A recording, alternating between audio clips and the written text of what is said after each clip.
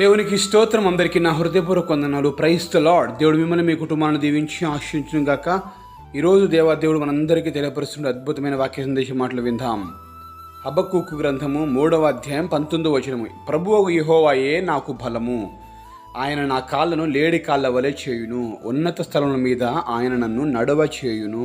దేవునికి సమస్తమేమి కలుగును గాక. ఈ గొప్ప వాగ్దానము మనందరి జీవితాల్లో నెరవేర్చబడును గాక. ఆమేన్. ప్రియ దేవుని బిడ్డలారా, హబక్కూకు గ్రంథంలో రాయబడిన విషయాన్ని మనం గమనించినట్లయితే భక్తుడు తెలియపరుస్తున్నాడు. ఏమనంటే, ప్రభువు యెహోవాయే నాకు బలము, ఆయన నా కాళ్ళను లేడి కాళ్ళ వలె చేయును, ఉన్నత స్థలం మీద ఆయన నన్ను నడవ చేయును. ఇక్కడ గమనించండి, ఆయన యొక్క బలమంతా కూడా ఎవరిలో ఉందంటే దేవునిలోనే ఉంది. నా బలమంతా కూడా నా దేవునిలోనే ఉన్నది అని తెలియపరుస్తూ ఉన్నాడు. నా బలము, నాకున్నటువంటి సంతోషము, నాకున్న జ్ఞానము అంతా కూడా నా దేవుడే. ఆయన నా కాలం ఎలా చేస్తాడు? లేడి కాళ్ళ వలె చేస్తాడు. ఆయన లేడి కాళ్ళు ఏ విధంగా అయితే పరిగెత్తుతాయో అదేవిధంగా నా దేవుడు పరిగెత్తేలాగా దేవుడు నన్ను చేస్తాడు. ఉన్నత స్థలం మీద దేవుడు నన్ను నడవ చేస్తాడు. ఆయన అంటున్నాడు భక్తుడు ఏమని, నా దేవుడు నన్ను ఉన్నత స్థలం మీదకి ఎక్కింపజేస్తాడు, నన్ను నడిపింపజేస్తాడు. చూడండి ప్రియ దేవుని బిడ్డారా, ఇదిగో నిన్ను ఎక్కింపజేసేది ఆయనే. ఆ తదుపరి వదిలేయడు, నడిపింపజేసేది కూడా ఆయనే. ఆ ఎక్కాలంటే కూడా నడవాలి, నీతో ఉంటాడు. ఆ ఎక్కిన తర్వాతకి నడిపిస్తూ ఉంటాడు.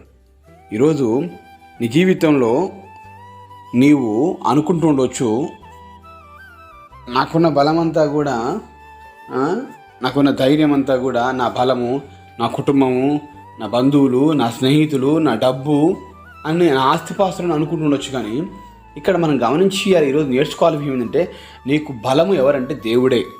ఆయనే నా బలము అని నువ్వు అనుకోగలిగినట్లయితే నిన్ను నా దేవుడు ఉన్నతమైన స్థలంలోనికి, ఉన్నతమైన స్టేటస్లోనికి దేవుడిని తీసుకెళ్తాడు. ఆయన నా కాళ్ళని లేడి కాళ్ళ వలె చేస్తాడు. లేడి ఏ విధంగా అయితే పరిగెత్తుకుంటూ చెంగున పరిగెత్తుకుంటూ ఏ విధంగా అయితే అది వెళ్ళగలుగుతుందో ఆ విధంగా నా దేవుడిని చేస్తాడు. ఈరోజు అనుకుంటుండొచ్చు, అన్ని అనారోగ్యాల శరీరం అంతా కూడా కాళ్ళల్లో, నడుముల్లో, మెడనరాల్లో, లేకపోతే ఇంకా అనేక రకాల సమస్యలు వచ్చి బాధపడుతున్నాను అనుకుంటుండొచ్చు. దేవుని వాక్యాన్ని బట్టి సంతోషించు. నా బలమంతా యెహోవానే, నా బలమంతా దేవుడే, నా బలమంతా యేసయ్య అని చెప్పేసి నువ్వు చెప్పగలిగితే నిన్ను నా దేవుడు తప్పకుండా నీకున్న ప్రతి అనారోగ్య సమస్య నుంచి విడుదల కలగజేసి ఖచ్చితంగా నీ కాళ్ళను లేడి కాళ్ళ లాగా చేసి ఉన్నత స్థలం మీద దేవుడు ఎక్కింపజేస్తాడు, నడిపింపజేస్తాడు. గొర్రెల కాపరి గొర్రెలు వెళ్తూ ఉన్నప్పుడు వాటి వెనకాల వెళ్తూ ఉంటాడు. గొర్రెల కాపరి వాటిని నడిపిస్తూ ఉంటాడు. కొన్ని సందర్భాల్లో వెనకాల ఉంటాడు, కొన్ని సందర్భాల్లో ముందుంటాడు. ఆ కాపరి ఎటు వెళ్తే అటువైపు ఆ గొర్రెలు వెళ్తూ ఉంటాయి. వాటికి గడ్డి దొరకడం కొరకు కొండలైన, గుట్టలైన, లోయలైన, అడవులైన ఎట్లాంటి ప్రదేశం వెళ్తూ ఉంటాడు. ఈరోజు నిన్ను ఎక్కింపజేసి దేనికి? నిన్ను గొప్ప స్థితిలో తీసుకెళ్ళడానికి, నిన్ను ఉన్నతమైన స్థితికి తీసుకెళ్తే ఆయనకు వచ్చేది ఏముంటుందండి?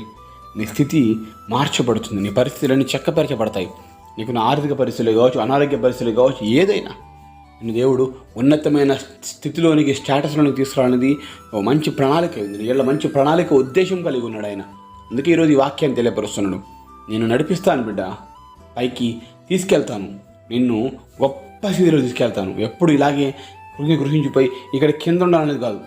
నువ్వు కింద ఉండాలని దేవుని ఉద్దేశం, నా ఉద్దేశం కాదు. కానీ పై స్థాయిలో ఉండాలనేది నా ఉద్దేశం అని దేవుడిని తెలియపరుస్తున్నాడు. మరి ఇంత గొప్ప ధైర్యపరిచే మాట దేవుడు తెలియపరుస్తున్నాడు. విధంగా ఆయన మనకు బలంగా ఉంటే మన జీవితాలు మార్చబడతాయి. ఆయనే మనకు సంతోషంగా నువ్వు అనుకోగలిగితే నీ జీవితంలో నిత్యము ఇక దుఃఖం అనేది లేకుండా సంతోషంగా ఉండగలుగుతావు. నాకు బలం ఇచ్చేది ఆయనే, నాకు తను సంతోషం ఇచ్చేది ఆయనే నా కాలం లేడి కాలం చేస్తాడు. ఆయన ఉన్నతమైన స్థలంలోనికి ఎక్కింపజేస్తాడు. ఈరోజు నీ పరిస్థితి అనారోగ్యం బట్టో, అప్పులను బట్టో, ఉన్న సమస్యలను బట్టో, కుటుంబ సమస్యలను బట్టో, రకరకాల పరిస్థితులను బట్టి బాధపడుతూ గృహించిపోతున్నావు కావచ్చు. ఏమాత్రం అధైర్యపడకు, ధైర్యంగా ఉండు. నిజమే సమస్యలు ఉన్నాయి, కానీ ఆ సమస్యలన్నింటినీ అధిగమింపజేసే దేవుడు నా దేవుడు. నిన్ను దాటింపజేస్తాడు. నిన్ను దాటింపచేయడం కాదు, ఉన్నతమైన స్థితిలోనికి తీసుకెళ్తాడు. ఆయన్ని తోడుంటే నువ్వు ఎక్కడికైనా వెళ్ళగలుగుతావు. ఆయన తోడుని కోరుకుందాం, ఆయన పక్కనే ఉందాం. నువ్వు కూడా నేను యేసే పక్కనే ఉంటాను అని భావించు. తద్వారా నీ జీవితం గొప్ప మేలు ఆశీర్వాదాలు పొందగలుగుతాం. దేవునికి స్తోత్రం. ఈ మాట దేవుడు దీవించును కాక. ఈ మాట నమ్మి దేవుని వాక్యాన్ని బట్టి హృదయపూర్వకంగా విశ్వాసంతో ప్రార్థన చేసుకుందాం. ప్రార్థన.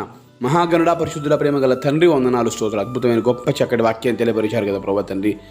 గొర్రెల కాపరి ఏ విధంగా అయితే తన యొక్క గొర్రెలను మేత కొరకు, నీటి కొరకు ఎక్కడికైనా తీసుకెళ్ళేది కదా తండ్రి. మా జీవితం మాకు మీరు ఇచ్చే మేలుడు మేము అనుభవించిన కొరకే తను మమ్మల్ని నడిపించే దేవుడు తను ఉన్నతమైన స్థిరం తీసుకెళ్తాని మాటిస్తున్నావు కనుక ఈ నామాన్ని స్తుతిస్తున్నాను, గణపరుస్తున్నాను ప్రభా.